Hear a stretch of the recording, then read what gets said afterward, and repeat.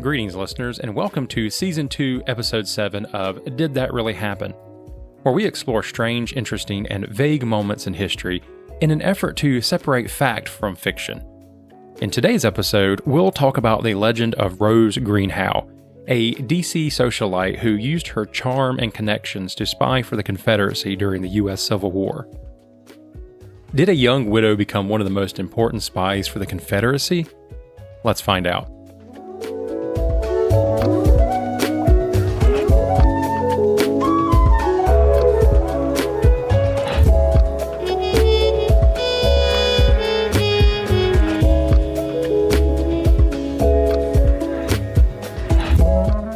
On October 1st, 1864, Rose O'Neal Greenhow drowned near the Cape Fear River while trying to break the Union blockade of North Carolina's coast. What was this well-known political socialite, the friend of presidents, senators, and generals, doing on a Confederate blockade breaker in the first place? The daughter of a slave-holding plantation owner, Greenhow was born on her family's plantation in Maryland in either 1813 or 1817. The exact date is disputed. Greenhow's father was murdered by his valet shortly after her birth. So, with 4 children to feed and a plantation to manage, Rose and her sister Ellen were sent by their mother to live with their wealthy aunt in Washington, D.C. Greenhow's aunt, Maria Ann Hill, was the proprietor of a very popular boarding house in D.C. Many notable and well-known figures in D.C. society frequented the boarding house, affording Greenhow the opportunity to meet some of the most powerful and influential people in America. Sometime in the 1830s, Greenhow met the prominent Virginia doctor and lawyer Robert Greenhow Jr. Their courtship was widely celebrated amongst D.C. socialites, even earning the approval of First Lady Dolly Madison. The couple wed in 1835 with much social fanfare. By the 1850s, the Greenhows were a well-established power couple within Washington social circles. Dr. Greenhow went on to work with the State Department, leading the family to move to Mexico City and San Francisco. Rose eventually moved back to Washington with her children while her husband stayed in California. In 1854, Dr. Greenhow was killed in an accident in San Francisco. Rose's status as a widow, however, had little impact on her social status in D.C. After her husband's death, Greenhow began to reveal her Confederate sympathies amongst like-minded friends. She openly supported the effort to, quote, preserve the Southern way of life, end quote, including the institution of American slavery.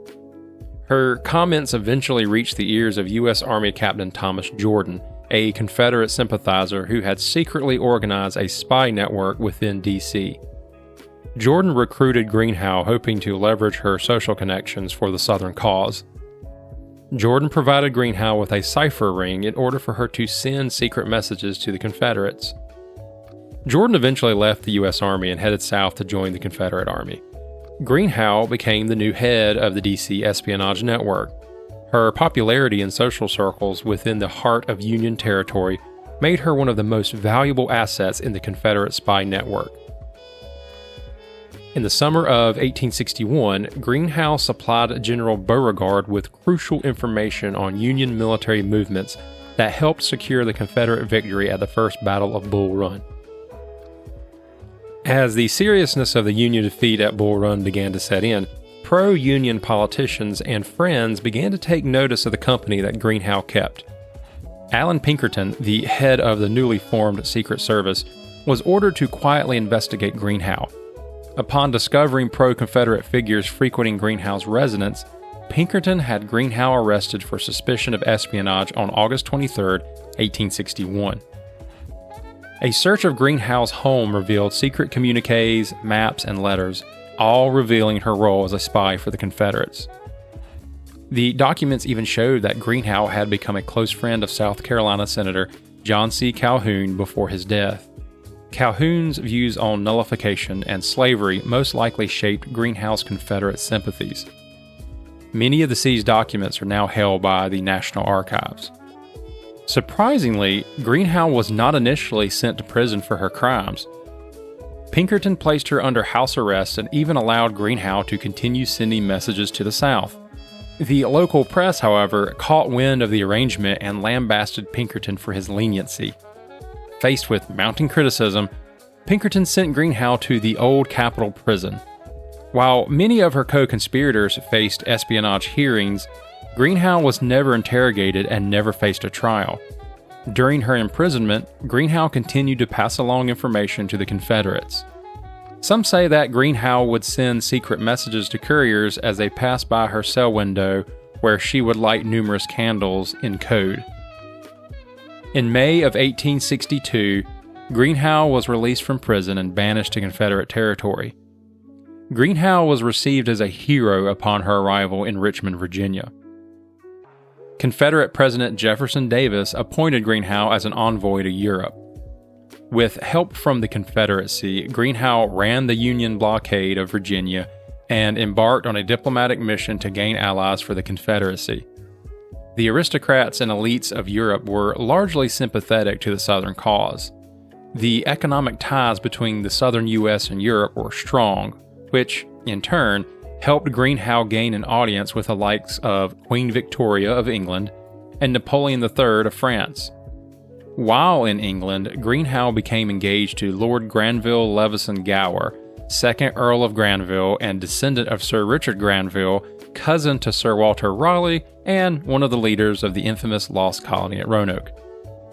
Though many Europeans sympathized with the Confederacy, they were reluctant to openly support the war effort. On August 19, 1864, Greenhow left Europe to deliver official dispatches to Confederate leaders. A month and a half later, as her ship approached a Union blockade, it ran aground at the mouth of the Cape Fear River off the North Carolina coast. Fearing capture, Greenhow insisted on abandoning ship in a small dinghy, but unbeknownst to her, the stuck ship was well within the range of Confederate guns, which would have kept her safe from Union capture. As the dinghy approached the shore, a wave capsized it. Weighed down with over $2,000 worth of gold secretly sewn into her clothing, Greenhow drowned. When her body was recovered from the water near Wilmington, the dispatches, a notebook, a copy of her memoirs, and a letter to her daughter were discovered. Greenhow was buried with full military honors in Wilmington, North Carolina. In 1888, the Ladies' Memorial Association erected a marker on Greenhow's grave that reads, Mrs. Rose O'Neal Greenhow, a bearer of dispatches to the Confederate government. The marker and Greenhow's grave can be seen at Oakdale Cemetery in Wilmington, North Carolina. So, did a DC socialite help spy for the Confederacy during the Civil War, only to drown off the coast of North Carolina? It indeed happened. Thanks so much for listening to Did That Really Happen, and stay tuned for our next episode. I'm your host, J. William Denton.